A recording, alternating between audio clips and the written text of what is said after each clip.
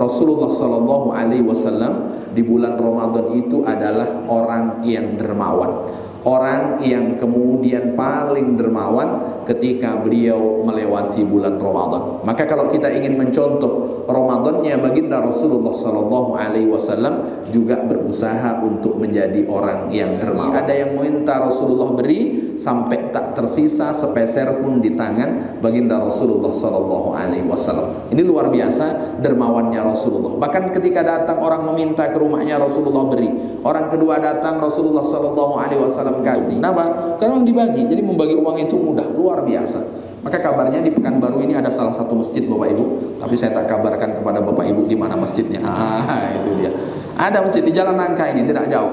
Ada seorang saudagar lah, yang memang dermawan, tapi tak bisa ditebak kapan dia bawa kantong hitam lalu berbagi-bagi ini. Kalau seandainya bisa ditebak bulannya apa, harinya apa, wah banyak yang antri. Dia hanya diam-diam saja, biasa datang ke masjid lalu kemudian dibagi-bagi begitu saja. Assalamualaikum warahmatullahi wabarakatuh. Jamaah setiap pagi Jumat selalu melihat postingan Yayasan Tabung Wakaf Umat akan membuat pesantren. Tanahnya mana, pesantrennya mana, rumahnya mana. Nah, inilah dia. Insya Allah akhir Desember serah kunci. Satu rumah nih harganya 252 juta. Maka duit-duit seperak, 2 perak, seringgit, 2 ringgit yang Bapak Ibu saudaraku kirimkan, transferkan ke Yayasan Tabung Wakaf Umat, jadi barang itu sudah.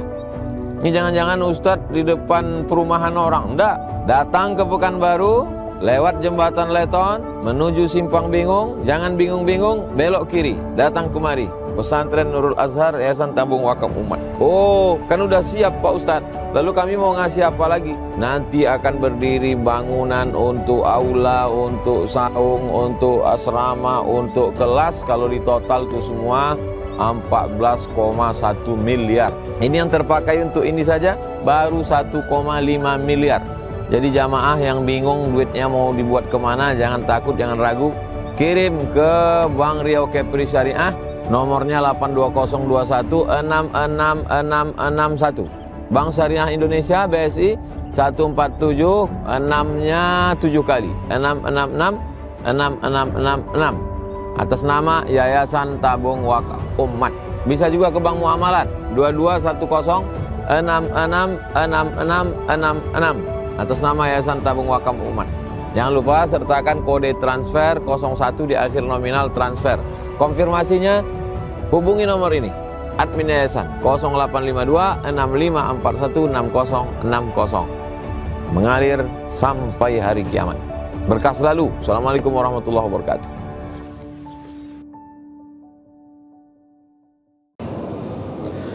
Assalamualaikum warahmatullahi wabarakatuh.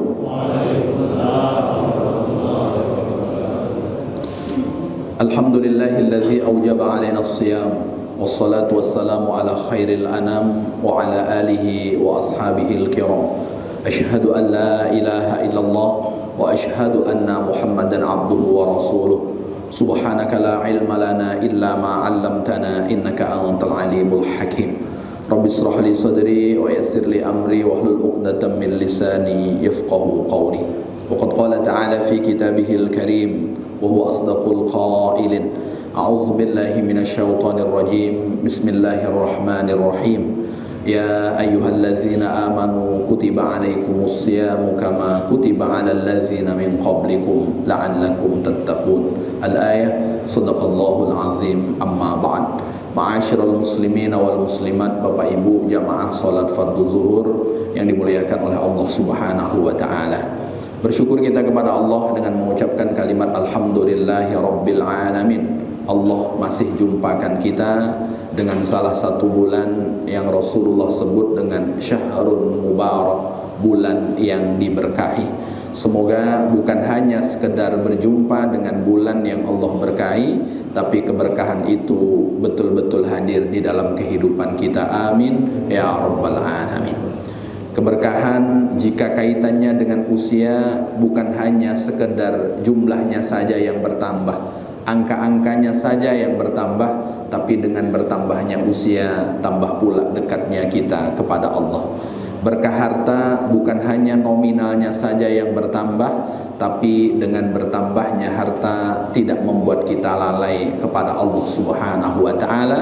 Dan yang paling terakhir, berkah keturunan. Setelah nanti kita menghadap Allah Subhanahu wa ta'ala, keturunan yang kita tinggalkan adalah keturunan yang salih dan salihah. Dan itu diantara paripurna keberkahan ketika kita menghadap Allah dalam keadaan husnul khatimah. Semoga Allah hadirkan itu semua dalam kehidupan kita, amin ya rabbal alamin. Bersalawat kita kepada baginda Rasul dengan mengucapkan kalimat Allahumma salli ala Sayyidina Muhammad wa ala ali Sayyidina Muhammad. Assalamu alayka ya Rasulullah. Seraya berharap semoga kita menjadi bagian dari umat Rasul yang kelak mendapat syafaatnya di padang mahsyar. Allah kumpulkan kita dengan beliau di dalam surganya, amin ya rabbal alamin. Bapak Ibu jamaah yang dimuliakan oleh Allah Subhanahu wa ta'ala, hari ini adalah hari ketiga dari bulan Ramadan. Ketika berbicara tentang bulan Ramadan, tentu sosok yang paling perlu kita contoh melewati bulan Ramadan itu adalah baginda Rasulullah sallallahu alaihi wasallam. Kenapa Rasulullah sallallahu alaihi wasallam? Di antara yang Allah Subhanahu wa ta'ala sebutkan, wa ma yantiqu 'anil hawa in huwa illa wahyu yuha. Apa yang Rasulullah sallallahu alaihi wasallam sampaikan, yang beliau sabdakan, tak pernah sedikit pun mengikuti keinginan hawa nafsu, tapi murni wahyu dari Allah Subhanahu wa ta'ala. Maka wahyu ada yang disampaikan oleh malaikat Jibril kepada Rasulullah sallallahu alaihi wasallam yang kita baca di bulan Ramadan, yaitu Al-Qur'an. Ada wahyu Allah Subhanahu wa ta'ala yang tidak kita baca seperti kita membaca Al-Qur'an, tapi wahyu itu didokumentasikan oleh para ulama melalui beberapa karya para ulama di dalam buku-buku hadis. Maka Rasulullah sallallahu alaihi wasallam ketika berbicara tentang bulan Ramadan, tentu atas bimbingan Allah Subhanahu wa ta'ala. Kalau Rasulullah sallallahu alaihi wasallam atas bimbingan Allah, maka Allah Subhanahu wa ta'ala menyebutkan, laqad kana lakum fi Rasulillahi uswatun hasanah. Sungguh ada pada sosok pribadi baginda Rasulullah sallallahu alaihi wasallam suri tauladan yang baik. Maka kalau kita mencontoh orang, barangkali ketika ketemu kurangnya, kita tak respect lagi untuk kemudian mencontohnya. Tapi mencontoh paripurna, tak pernah kita jumpa kurangnya, adalah baginda Rasulullah sallallahu alaihi wasallam. Lalu bagaimana baginda Rasulullah sallallahu alaihi wasallam melewati hari demi hari di bulan Ramadan? Di antara yang dilewati oleh baginda Rasulullah sallallahu alaihi wasallam hari demi hari di bulan Ramadan, yang pertama adalah al-judu wal karam. Rasulullah sallallahu alaihi wasallam di bulan Ramadan itu adalah orang yang dermawan, orang yang kemudian paling dermawan ketika beliau melewati bulan Ramadan. Maka kalau kita ingin mencontoh Ramadannya baginda Rasulullah sallallahu alaihi wasallam, juga berusaha untuk menjadi orang yang dermawan.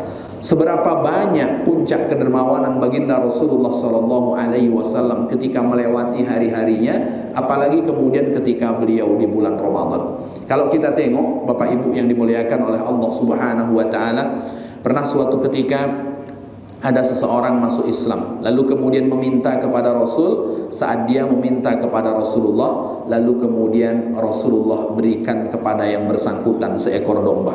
Karena dia mendapatkan seekor domba, lalu kemudian dia kabarkan kepada kaumnya, ya qaumi aslimu, wahai kaumku, masuklah kalian Islam. Saat aku masuk Islam, dapat hadiah dari Muhammad satu ekor domba, dan Muhammad tidak pernah takut menjadi miskin ketika memberikan sesuatu kepada aku. Begitulah diantara bentuk kedermawanan baginda Rasulullah sallallahu alaihi wasallam. Pernah suatu ketika Rasulullah mendapatkan bagian dari pajak Bahrain yang dahulu Islam melakukan ekspansi ke sana, dan Rasulullah mendapatkan bagian itu. Dan pada waktu itu dibagi di Masjid Nabawi, Setelah kemudian masing-masing mendapatkan bagian yang memang mesti mendapatkan bagian, tapi kemudian juga ada orang-orang yang tidak mendapatkan bagian dan orang itu berada di masjid, dan itu diambil dari bagian baginda Rasulullah sallallahu alaihi wasallam. Sampai Abdullah bin Abbas minta secara pribadi untuk kemudian digunakan membayar tebusan perang.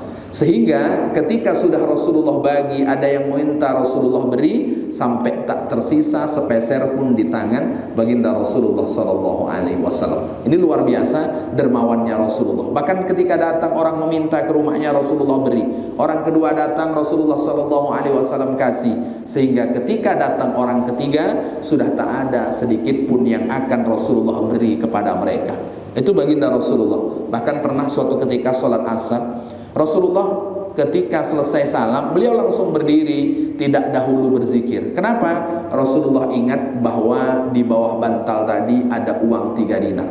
Itu ingatnya selesai sholat. Kalau kita Bapak Ibu ingat duit kapan nih? Waktu sholat atau sudah selesai sholat ya? Wah, apalagi sudah pertengahan Ramadan nih, mulai ingat nih kapan lah agaknya THR masuk nih kan. Dan Rasulullah ingatnya selesai sholat. Dan ingat itu ternyata uang beliau disimpan di bawah bantal. Tapi ini orang dulu nyimpan duit di bawah bantal. Kalau orang sekarang nyimpan uang di bawah bantal, repot ini. Pasti ibu-ibu rajin membersihkan bantal. Barangkali ada uang-uang yang terselit dari bawah bantal tersebut. Dan pada waktu itu Rasulullah SAW bagikan langsung kepada yang berhak. Ini diantara bentuk-bentuk kedermawanan baginda Rasulullah SAW. Maka wajar kedermawanan Rasulullah itu dicontoh oleh Abu Bakar, dicontoh oleh Umar, dicontoh oleh Utsman radhiyallahu anhu. Mereka mencontoh kedermawanan Rasul dan bahkan juga sahabat-sahabat yang lain. Di antara sahabat yang juga dermawannya luar biasa ada namanya Abu Talha. Abu Talha ini satu di antara sahabat yang rajin ngasih makan. Jadi kalau ada orang ke masjid, lalu kemudian dia utus satu di antara orang yang bekerja dengan beliau, kabari kepada yang di masjid untuk kemudian datang ke rumah makan-makan. Wah, itu di antaranya Abu Talha. Abu Talha, karena memang sebelum masuk Islam pun dia sudah terkenal sebagai orang yang baik. Maka ketika turun firman Allah Subhanahu wa taala, "Lan tanalul birra hatta tunfiqu mimma tuhibbun," kalian tidak akan mendapatkan kebaikan sampai kalian berani menginfakkan sesuatu yang paling kalian suka. Dan pada waktu itu harta yang paling disukai oleh Abu Talha adalah Bayruha. Bayruha itu kebun kurma yang ada di seberang Masjid Nabawi. Dan Rasulullah SAW senang beristirahat di kebun kurma itu dan kemudian minum air dari kebun kurma itu. Dan ketika turun firman Allah Subhanahu wa taala, "Lan tanalul birra," itu diinfakkan oleh Abu Talha kepada baginda Rasulullah SAW. Jadi kalau Rasulullah SAW sebagai nabi, sebagai orang yang dijadikan panutan oleh sahabat adalah orang yang dermawan, maka tibalah kepada para sahabat untuk kemudian menjadi orang-orang yang juga dermawan. Maka Bapak Ibu, ketika tahun 2005 saya datang ke Mesir pas pada bulan Ramadan, baru kemudian saya menengok orang-orang Mesir itu puncak kedermawanannya itu di bulan Ramadan. Di bulan Ramadan itu dermawannya luar biasa. Di bulan Ramadan itu justru bulan pengeluaran kami adalah pengeluaran yang paling terkecil dibanding bulan-bulan yang lainnya. Kalau kita Bapak Ibu dari 12 bulan, paling besar kapan pengeluarannya? Paling besar kapan? Paling besar justru Ramadan. Tapi waktu kami di Mesir justru paling kecil itu Ramadan. Kenapa? Karena jumpa banyak orang yang dermawannya itu luar biasa. Maka ada istilahnya Maidatur Rahman. Maidatur Rahman itu orang yang memberikan hidangan perbukaan buat puasa. Lalu yang kami adopsi di YTWO, Yayasan Tabung Wakaf Umat, untuk kemudian berbagi Maidatur Rahman. Jadi Maidatur Rahman itu kita tinggal datang saja ke masjid mana yang kita mau, tinggal kita pilih. Dan kita akan diberi makan perbukaan tanpa kemudian harus mendaftar, tanpa harus membawa KTP, apalagi kemudian membawa vaksin 3. Tak penting. Jadi yang penting datang gitu saja. Pasti semuanya akan dapat. Semuanya akan dapat. Itu luar biasanya ketika sudah kemudian datang. Kenapa? Karena memang puncak kedermawanan orang Mesir itu di bulan Ramadan. Bahkan ada beberapa masjid kalau lepas sholat tarawih itu ketemu para dermawan yang bawa kantong kresek hitam, tapi isinya itu uang merah itu kan, uang merah. Tapi merahnya bukan 100.000, merahnya itu 100 pon. 100 pon itu kalau sekarang saya kurang tahu berapa persisnya, tapi waktu zaman saya itu 1 ponnya kurang lebih 1.700. Dan itu dibagi-bagi. Dan menariknya yang dibagi itu yang diprioritaskan adalah mahasiswa-mahasiswa asing. Wah, termasuklah kita menjadi orang yang beruntung. Kenapa? Karena yang dibagi. Jadi membagi uang itu mudah, luar biasa. Maka kabarnya di Pekanbaru ini ada salah satu masjid Bapak Ibu, tapi saya tak kabarkan kepada Bapak Ibu di mana masjidnya. Itu dia. Ada masjid di Jalan Nangka ini, tidak jauh. Ada seorang saudagar lah yang memang dermawan, tapi tak bisa ditebak kapan dia bawa kantong hitam lalu berbagi-bagi ini. Kalau seandainya bisa ditebak bulannya apa, harinya apa, wah banyak yang antri. Dia hanya diam-diam saja, biasa datang ke masjid lalu kemudian dibagi-bagi begitu saja. Jadi antara puncak kedermawanan itu berada di bulan Ramadan. Maka ketika berbuka, Bapak Ibu yang dimuliakan oleh Allah, kita akan menjumpai banyak orang yang akan menawarkan perbukaan. Ini luar biasa. Kalau kita di Pekanbaru ini Bapak Ibu, pas berbuka di mana ada orang nawarkan untuk berbuka? Wah, payah kita jumpa, bukalah masing-masing gitu kan. Oh, di sana justru dia tidak menyibukkan diri untuk berbuka, tapi kemudian dia menawari orang lain kemudian untuk turut serta berbuka. Wah, itulah luar biasa. Maka menjadi sesuatu yang luar biasa untuk kemudian dinikmati oleh orang-orang yang sedang safar, orang-orang yang sedang perjalanan, orang-orang yang sedang menuntut ilmu, lalu kemudian berjumpa dengan orang-orang yang dermawan. Kalau jalan sore-sore Bapak Ibu, kita tidak mengeluarkan uang, tapi kita justru disetop oleh mobil yang menghentikan kita, bukan kita yang menghentikan mobil. Lalu kemudian mobil itu akan membuka dan kemudian mengeluarkan isi di dalamnya, diberi, dibawa, suruh bawa pulang. Begitu luar biasanya. Maka kalau sudah satu kali jalan sore, itu bisa untuk berbuka 3 hari. Wah, simpan aja dalam kulkas kan, bisa untuk berbuka 3 hari. Itu diantara puncak kedermawanan orang Mesir. Dan ternyata Abdullah bin Abbas radhiyallahu anhu bercerita, apa kata beliau? Kana Rasulullah sallallahu alaihi wasallam ajwadan nas wa kana ajwada ma yakunu fi Ramadan. Rasulullah itu adalah orang yang paling dermawan, dan puncak kedermawanan baginda Rasulullah itu berada di bulan Ramadan. Jadi puncak kedermawanan beliau itu berada di bulan Ramadan. Kita ini mau menjadi paling dermawan di bulan Ramadan, pas pula banyak pengeluaran. Nah, itu repotnya ini kan. Repotnya. Tapi tetaplah kemudian kita menyisihkan sesuatu yang kita punya untuk kemudian mengambil berkah dari bulan Ramadan. Supaya kita tidak hanya sekedar berjumpa, supaya kemudian kita tidak hanya sekedar lewat, tapi keberkahan itu hadir dalam kehidupan kita. Mencontoh baginda Rasul, satu di antara yang kita contoh adalah kedermawanannya. Kemudian yang kedua, Bapak Ibu yang dimuliakan oleh Allah Subhanahu wa taala, musahabatul Quran. Rasulullah itu ketika di bulan Ramadan bersahabat dengan Al-Qur'an. Bersahabat dengan Al-Qur'an itu maknanya interaksinya Rasulullah sallallahu alaihi wasallam dengan Al-Qur'an lebih banyak dibanding di luar bulan Ramadan. Abdullah bin Abbas juga yang menceritakan, hina yalqahu Jibril fayudarisuhul Quran. Jadi di bulan Ramadan itu Rasulullah sengaja liqa, sengaja bertemu, berjumpa dengan Jibril untuk mengulang dan belajar Al-Quran kembali. Ini Rasulullah, sekelas baginda Rasulullah masih mengulang hafalannya dengan malaikat Jibril. Dan kapan Rasulullah mengulangnya dari 12 bulan itu? Di bulan Ramadan. Bapak Ibu, kapan mengulang hafalan kira-kira Bapak Ibu? Dari 114 surat, kira-kira berapa surat yang kita punya? 114 ini. Adalah agak-agak 15 ada Bapak Ibu ya? 15 ada kan? Al-Falaq, kan An-Nas, Al-Ikhlas, Al-Kautsar tuh favorit tuh Pak Ustaz. Ya paling tidak ada. Yang ada itu Bapak Ibu harus kita ulang. Karena kalau yang ada itu kita tidak mengulangnya, mungkin 1 bulan kita masih ingat, 2 bulan masih ingat, 3 bulan sudah mulai remang-remang, 3 bulan semakin tak nampak, 4 bulan semakin hilang.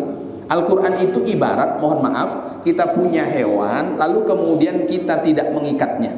Biasanya kita ikat. Saat kita ikat, dia akan menjadi jinak, akan menjadi jinak, akan menjadi jinak. Lalu karena sudah jinak, kita menganggapnya bahwa dia akan balik ke tempat di mana biasa kita mengurung. Akhirnya kita lepas. 1 hari mungkin dia masih pulang, 2 hari masih pulang, 3 hari dah mulai agak terlambat baliknya, 4 hari masih balik semakin terlambat, 5 hari, 6 hari ini tak pulang-pulang biasanya. Maka sama dengan Al-Quran yang kita punya, ada waktu yang kita spesialkan untuk mengulangnya. Dan Rasulullah itu bertemu dengan malaikat Jibril menjumpai baginda Rasul untuk kemudian mengulang Al-Qurannya kapan? Di bulan Ramadan.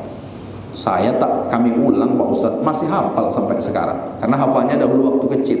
Bapak Ibu, meskipun kita hafal dahulu waktu kecil, betapa banyak orang yang dahulu SD-nya hafal beberapa surat, yang dahulu waktu SD-nya lancar membaca Al-Quran, tapi ketika SMP sudah jarang berinteraksi, SMA sudah mulai tidak pernah, perguruan tinggi semakin jauh, saat bekerja tak berinteraksi dengan Al-Quran lagi, saat masuk usia 50 sudah mulai agak sadar, lalu kemudian tengok Al-Quran, ini macam huruf keriting, tak bisa lagi dia baca.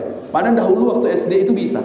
Kenapa kemudian berubah menjadi tidak bisa? Karena kita melepaskan sesuatu yang dahulu kita bisa. Maka bulan Ramadan itu adalah momen untuk mengulang Al-Quran yang pernah kita hafal, momen untuk menambah bagian beberapa hal yang kita belum hafal. Apalagi Bapak Ibu, usahakan dalam diri kita itu ada 2 surat, yaitu surat Al-Baqarah dengan surat Ali Imran. Wah, ini panjang atau pendek ini Bapak Ibu? Ya kalau umpamanya panjang ya kita angsur lah. Dalam 1 tahun itu kan ada 366 hari. Al-Baqarah itu sampai 366 ayat.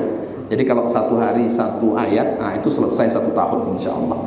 Kenapa? Karena 2 surat ini Abu Umamah Al-Bahili bercerita, ka'annahuma ghammamatani. 2 surat ini nanti ketika di padang mahsyar akan menjadi 2 gumpalan mendung yang akan menaungi orang yang hafal dan orang yang mengamalkan dan orang yang senang dengan 2 surat itu. Tapi saya yakin Bapak Ibu ini ditengok dari wajah hafal dah surat Al-Baqarah, ayat pertama dengan ayat terakhir. Betul Bapak Ibu? Yang pertama dengan terakhir hafal, jangan sampai tak hafal. Ayat pertama kan alif lam mim. Hafal kan Bapak Ibu? Hafal tuh hafal, Ustaz kecil hafal kami dah. Yang terakhir bukan 1 ayat, mungkin 3 ayat terakhir hafal. Lillahi ma fis samawati wa ma fil ard dan seterusnya. Jadi kalau awal hafal, ujung hafal kan tinggal tengah Bapak Ibu kan? Tinggal tengah itu sekejap lah nampaknya itu. Tapi tengahnya itu pula yang banyak. Tapi kan kita ada azam, ada keinginan untuk bisa. Bapak Ibu, keinginan kita itu kadang Allah tidak wujudkan pada diri kita. Bisa jadi Allah wujudkan pada anak kita. Mungkin Allah tidak wujudkan kepada anak kita, bisa jadi Allah wujudkan kepada cucu kita. Mungkin tidak pada cucu kita, bisa jadi Allah wujudkan kepada cicit kita. Tapi kita punya keinginan untuk kemudian bisa. Abu Talhah, Bapak Ibu yang dimuliakan oleh Allah Subhanahu wa taala, yang saya sebutkan sahabat yang dermawan tadi, punya anak, saat anaknya sakit beliau tinggal keluar untuk satu urusan hal, lalu saat beliau pulang anaknya meninggal. Saat anaknya meninggal ini akhirnya dapat kabar karena sudah pagi, karena awal-awal istrinya Ummu Sulaim tak memberikan kabar. Hebat betul Ummu Sulaim ini. Kenapa? Karena dia menjadi seorang istri tidak mengabarkan kabar duka secepatnya kepada suaminya, karena hanya untuk berkhidmah kepada suaminya terlebih dahulu. Lalu pagi baru Abu Talhah tahu kalau anaknya wafat. Agak marah Abu Talhah, mengadulah kepada baginda Rasulullah SAW. Saat mengadu kepada baginda Rasul, Rasul tak memarahi keduanya. Rasulullah hanya tanya, "A'arastum, apakah kalian tadi malam berpengantin baru?" Kata Abu Talhah, "Na'am, iya." Lalu kemudian didoakan oleh Rasul, dan kemudian tak lama setelah itu Ummu Sulaim hamil. Saat Ummu Sulaim hamil, anaknya lahir, diberi nama oleh Rasulullah Abdullah, dan kemudian ditahnik oleh Rasul. Tahnik tahu Bapak Ibu? Kurma yang kita mamah pakai gigi depan ya. Jangan pakai gigi geraham baru kemudian kita toletkan, kita masukkan ke mulut anak. Artinya dengan gigi depan kalau anak itu lahir, itu ditahnik. Bapak Ibu ditahnik ya, kalau anak itu lahir ditahnik. Caranya ya kurma kita mamah, lalu kemudian sudah halus, lalu kemudian kita masukkan ke rongga mulut anak kita. Kita putarkan, pasti akan disedot oleh anak kita. Itu diantara yang dianjurkan oleh Rasulullah. Dan di antara sahabat yang ditahnik oleh Rasulullah itu adalah putranya Abu Talhah. Bapak-bapak dulu anaknya ditahnik, Mak? Oh, Pak. Buat lagi lah nanti biar bisa ditahnik kan. Ya kalau yang kemarin belum kan, yang berikutnya kemudian ditahnik. Apalagi kemudian yang mentahniknya itu orang yang lebih alim, orang yang lebih solih. Itu luar biasa. Abu Talhah itu yang mentahnik Rasulullah SAW. Maka yang hadir menjadi keberkahan bagi keluarga Abu Talhah justru bukan pada anak Abdullah yang ditahnik oleh Rasulullah, tapi justru pada cucunya Abu Talhah, anak dari Abdullah yang jumlahnya 9 semuanya hafal Quran. Tapi kan ada usaha dulu dari atuknya, ada usaha dulu dari kemudian orang tuanya yang dahulu-dahulu. Nah kalau kita tak pernah usaha, berharap pula kemudian mendapatkan mahkota nanti di akhirat dari anak kita, maka paling tidak kita berusaha meskipun tak dapat banyak, tapi ada usaha berharap agar kecintaan kita dengan beberapa surat dalam Al-Quran termasuk Al-Baqarah dengan Ali Imran datang nanti menjadi syafaat bagi kita, menjadi sesuatu yang akan menaungi kita ketika kita berada di padang mahsyar. Lalu bagaimana kita berinteraksi? Kalau Al-Qur'annya Rasulullah bertemu dengan malaikat Jibril mengulangnya, tak mungkin kita bertemu dengan malaikat Jibril. Bapak Ibu ada yang mengaku, Pak Ustadz saya tadi bertemu dengan malaikat Jibril, dapat wahyu saya.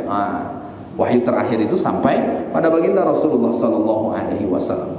Lalu kalau kemudian sudah sampai yang seperti itu Bapak Ibu, maka cara berinteraksi dengan Al-Quran ini ada dua. Yang pertama tilawatu tadabburin wa tafakkurin. Yang pertama membaca sambil menyelami pesan dari apa yang dibaca. Artinya dia berusaha untuk menggali pengetahuan dari apa yang dia baca. Jadi kalau kita membaca, kira-kira kita gali tidak pengetahuannya. Jadi kalau kita gali pengetahuan, itu tingkatan yang pertama membaca Al-Quran. Contoh Bapak Ibu, menggali pesan dari Al-Quran itu tak mungkin bisa selesai dengan terjemah, tak akan selesai.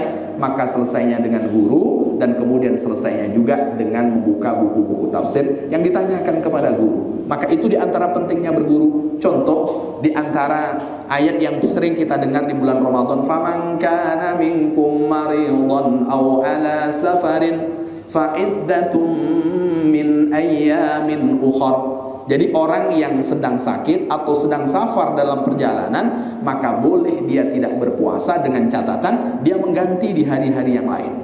Kira-kira sakit apa yang boleh tidak berpuasa Bapak Ibu? Demam saya Pak Ustadz. Bagaimana tahu demam? Saya cek tadi Pak Ustadz. Oh ternyata 37,6. Ini kan demam sudah termasuk kan? Hitungan demam. Lalu kemudian ditanya anaknya, Bapak tak berpuasa? Tak, Bapak demam 37,6. Jadi kata Al-Quran, kalau sakit itu boleh tak berpuasa. Nah, itu cara membohongi anaknya. Maka itu tidak akan pernah selesai. Jadi kalau hanya sekedar sakit, begitu cara kita memahaminya, berarti belum sampai kita pada pengetahuan dari apa yang kemudian kita baca. Atau sedang dalam perjalanan. Sedang perjalanan Bapak Ibu pergi ke Sungai Siak mancing. Lalu kemudian bawa bekal, ditanya, Bapak kemana? Pergi Sungai Siak. Kok bawa bekal? Kan ini Ramadan. Kan orang safar itu boleh tak berpuasa. Nanti Bapak ganti di hari yang lainnya. Padahal safarnya ke Sungai Siak itu tadi kan. Maka kalau safar hanya sekedar dimaknai perjalanan, ini repot. Maka jumhurul ulama dari 4 mazhab itu bahwa safar yang diperbolehkan tidak berpuasa, tapi dengan catatan mengganti di hari yang lainnya. Kapan? Saat safarnya sama dengan perjalanan, diperbolehkannya mengqashar sholat. Mengqashar sholat itu ya 80 sampai 90 kilo. Itu baru kemudian boleh tidak berpuasa, tapi dengan catatan wajib diganti di hari-hari yang lain di luar bulan Ramadan. Meskipun kalau orang itu berpuasa jauh lebih afdol bagi yang bersangkutan. Perjalanan kita sekarang itu tak ada yang sulit Bapak Ibu. Kita naik pesawat tak ada panasnya. Kita naik mobil juga tak ada panasnya. Kalau perjalanan tempo dulu, apalagi Ramadan. Ramadan itu kan diambil dari kata romdo. Romdo itu sesuatu yang kemudian pas bersamaan dengan musim panas. Jadi batu yang kena panas saking panasnya itu tadi. Maka dulu ketika ada salah satu sahabat bertanya kepada Rasulullah Sallallahu Alaihi Wasallam, Rasul, apakah aku berpuasa? Apakah kemudian aku berbuka saat aku sedang safar? Kata Rasulullah Sallallahu Alaihi Wasallam, kalau engkau ingin berbuka, silahkan engkau berbuka. Kalau engkau ingin berpuasa, silahkan untuk berpuasa. Jadi yang berpuasa, fala junaha alaik, maka tidak akan ada dosa bagimu. Jadi tinggal tergantung. Kalau dulu saja transportasinya itu onta, keledai, kuda yang tak ada payung di atasnya, lalu kemudian masih ada sebagian dari mereka yang berpuasa, lah kita yang tak ketemu panas saat dalam perjalanan, maka afdolnya tentu kita berpuasa. Jadi yang pertama itu membaca Al-Quran sambil kemudian melihat pesan yang ada di dalam ayat yang kita baca. Kalau itu tak dapat 1 kali hatam nanti saya Pak Ustaz. Berarti pakai cara yang kedua. Cara yang kedua bagaimana? Tilawatul ajri, membaca berharap mendapat pahala dari apa yang kita baca. Itulah yang kemudian kita azamkan bulan Ramadan hatam 1 kali, hatam 2 kali. Ini program kita hatam berapa kali Bapak Ibu? Ramadan tahun ini berapa kali Bapak Ibu? Ini tak ada yang punya program nampaknya ini. Wah, ya harus kita rencanakan lah. Kalau nampaknya 1 kali, berarti hari ini sudah juz ketiga ya. Sudah juz ketiga. Tapi kalau hari ini belum juz ketiga, wah empot-empotan nanti kita. Apalagi kita ini kan semakin berpenghujung semakin sibuk. Jadi kurang sibuk ini di awal-awal. Kalau sudah penghujung, sibuk kita semakin bertambah, semakin bertambah. Makanya kalau sudah ada niat untuk kemudian menghatamkannya, itu disebut dengan tilawatul ajri. Jangan sampai tilawatul ajri ini kita tidak mendapatkannya. 2005 juga saya waktu ke Mesir, Bapak Ibu, bahwa Ramadan itu disebut dengan Syahrul Quran. Saya tengok. Jadi ketika masuk keluar dari pesawat masuk ke bandara, pemandangan melihat orang memegang Al-Quran itu menjadi pemandangan yang biasa. Pemandangan yang biasa. Saat lihat security dia pegang Al-Quran. Saat menengok polisi lalu lintas dia pegang Al-Quran. Saat naik bus untuk kemudian pergi ke kampus dari depan sampai belakang, banyak orang pegang Quran. Justru malu kalau orang itu tidak pegang Quran. Kalau di sini malu kalau kita pegang Quran. Itu pula kan. Jadi kebalikannya. Dan bayangan saya ini paling di sini saja. Ternyata pergi ke mall. Pergi ke mall, para pelayan-pelayan di mall itu kalau pas tak ada konsumen, tak ada kemudian pengunjung, dia akan baca Al-Quran. Dia akan baca Al-Quran. Inilah kemudian yang disebut dengan Ramadan itu adalah Syahrul Quran. Makanya berarti kita mengikuti yang kedua, tilawatul ajri, berharap ada kesempatan untuk membaca sehingga Allah lipat gandakan. Kalau Allah lipat gandakan, maka sampai kapankan pun keburukan tidak akan pernah lebih berat dibanding kebaikan kita. Karena kebaikan itu Allah lipat gandakan menjadi 10. 1 menjadi 10, menjadi 700, menjadi sesuatu yang tak terbilang. Tak terbilang ini pernah Rasulullah tanya kepada malaikat Jibril, ya Jibril, siflana hasanata Umar, kabarkan kepadaku kebaikan-kebaikan Umar. Kata malaikat Jibril, kalau seandainya ranting itu dijadikan pena dan air laut itu dijadikan tinta, tak pernah cukup mencatat kebaikan Sayyidina Umar. Coba bayangkan.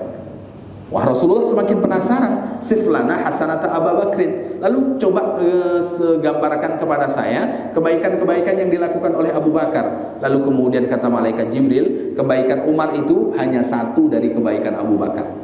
Itu kan tentang kebaikan-kebaikan yang Allah lipat gandakan dengan jumlah tidak terbilang.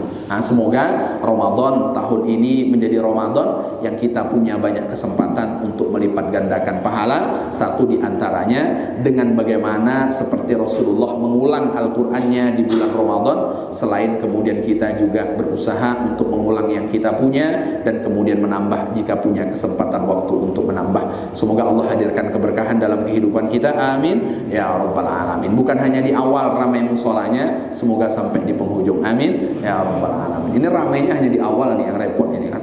Ini penuh nih nampaknya ini kan. Maka biasanya kamera itu menjadi bukti. Ini nampaknya perlu dipoto Pak Syafiq ini kan. Jadi kamera ini menjadi bukti. Saya tengok beberapa kawan yang aktif memposting kegiatan di masjid. Waktu saya ceramah malam kedua masih penuh. Saya tengok tadi malam, kok tak padat malam macam kedua kemarin. Itu kan sudah mulai berkurang. Sebetulnya ada kemajuan, tapi maju softnya kan gitu kan. Itu yang repot. Itu Bapak Ibu yang dimuliakan oleh Allah. Semoga Allah berikan petunjuk kepada kita. Allah tolong kita untuk selalu menambah kebaikan. Amin ya Rabbal Alamin. Demikian yang bisa saya sampaikan. Tutur kata yang kurang berkenan, saya mohon maaf yang sebesar-besarnya. Sama-sama kita tutup dengan doa kafaratul majlis. Subhanakallahumma wa bihamdika asyhadu an la ilaha illa anta astaghfiruka wa atubu ilaik. Assalamualaikum warahmatullahi wabarakatuh.